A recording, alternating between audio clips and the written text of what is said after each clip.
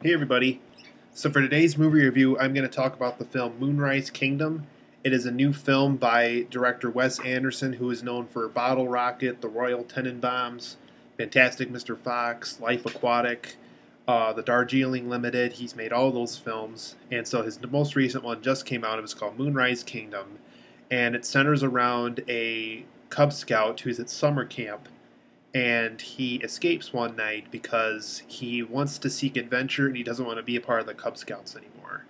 Um, while he's on his adventure, he encounters a girl who he remembers back from a drama production at his church, and this Cub Scout and the girl decide to team up and go on this adventure together. And while on this adventure, they both fall in love. While all this is going on, the Cub Scouts den that he was once a part of, goes on a search for him, and at the same time, the where the girl's from, the town locals and her family, and a character named Captain Sharp, who is played by Bruce Willis, go on to look for her as well. So this town is looking for two people, and there's two sides looking for both of them. So we have the Cub Scouts and this local town people. Um, and while they're on this adventure, they don't want to be found. So what they do is they have to battle the Cub Scouts in one scene. There's another scene where um, it's pretty much survival, and this kid learns it all from his Cub Scout experiences, and he applies this to his adventure that he goes on with this girl. As you can expect, they do eventually get caught, and they have to find a way for them to continue this adventure, and that's about as much as I can say without ruining the movie. But they have to find a way to continue this so they can be in love with each other and continue this beautiful thing that they had going for themselves while they were out on this outdoor adventure. So this was a very good film, you guys. It had like Bruce Willis, Edward Norton, Frances McDormand, Tilda Swinton was in this film too. Jason Schwartzman once again was in this film. He's teamed up with Wes Anderson quite a bit in the past. Um, so a lot of familiar faces you'll see in this film. But first and foremost, I'm going to talk about the positives of this film first. I liked the homages that Wes Anderson made throughout this movie. He had a lot of homages to his previous work. He had his same color scheme that he normally uses. He had the goofy dialogue, the dark humor, the dark scenes that aren't intended to be funny in certain parts. Um, I like how he has the certain shots of each room, and the camera strictly looks at each of those rooms as the camera moves left to right or up and down. Um, he, like I said before, a lot of the people he's worked with in the past returned for this one. And there's just a lot of things that he does throughout the film. Oh, another thing too is I've noticed by at least this point in his career, um, Wes Anderson likes to have at least one emo kid in his movie. For Royal Tenenbaums, it was Gwyneth Paltrow. For Fantastic Mr. Fox, um, the fox that Jason Schwartzman voiced in that film was an emo kid. There's an emo kid in this one who's the girl. So Wes Anderson seems to like to have a lot of those kind of characters in his movies. Um, Once again, Bill Murray came back. I think he's done almost every film with Wes Anderson besides Bottle Rocket. I don't recall him being in that movie. Um, but anyway, like I said, there's a lot of really nice homages to his previous work in this film. I liked the adult behavior of the Cub Scout and the girl in this movie.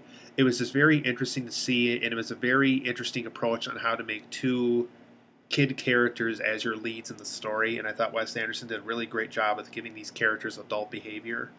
I like how he also brought the Cub Scouts to the big screen. We haven't really seen a lot of films that deal with Cub Scouts or these, community little scout groups in a film. And I really liked how Wes Anderson was able to portray that in the movie with kind of a goofy, uh, over exaggerated version of the Cub Scouts. That was a very nice little comedic thing he had going on for this movie. Bill Murray was very goofy in this, especially you'll even notice in the trailer before you go see this film.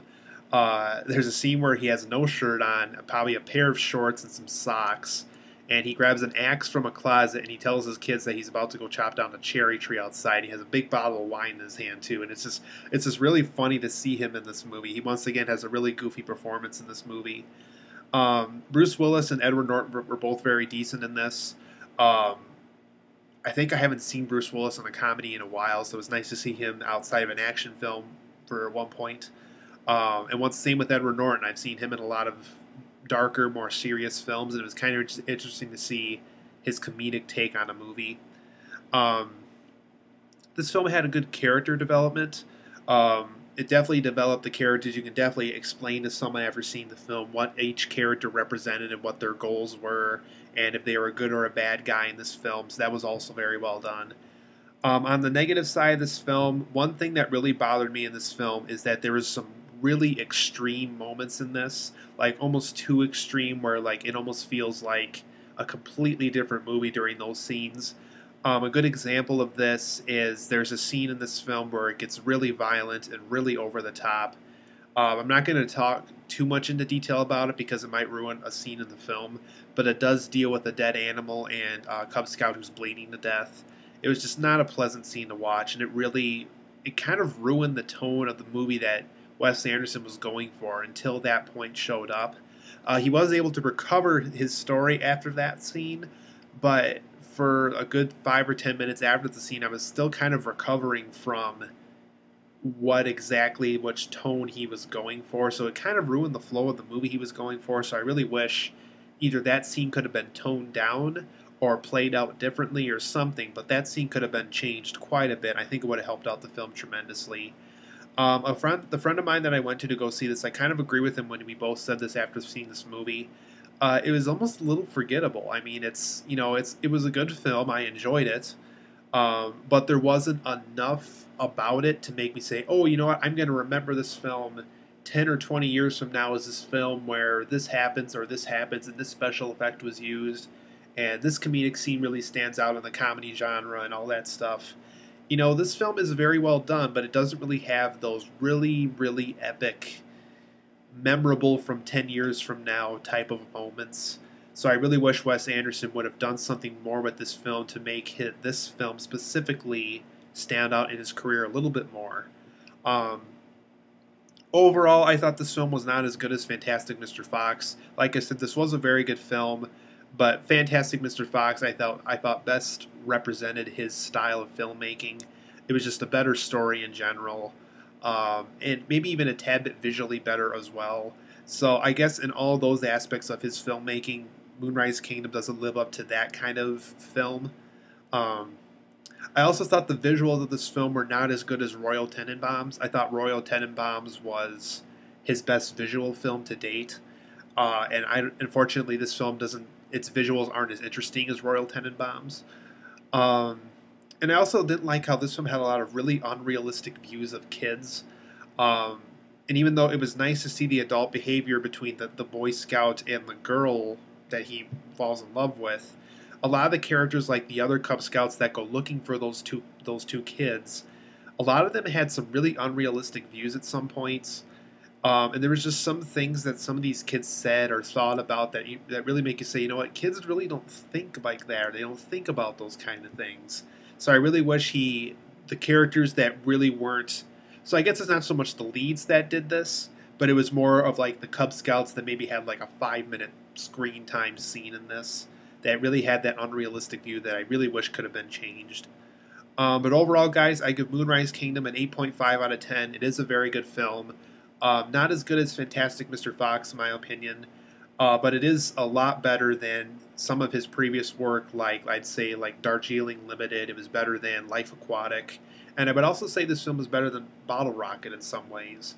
Um, but like I said, it just doesn't live up to Fantastic Mr. Fox, or in some ways it doesn't even live up to Royal Tenenbaums. But it's still a very good film. If you like Wes Anderson, I think you're going to like this one quite a bit. It's definitely worth seeing, despite despite all the flaws I just stated. It is a very good film still.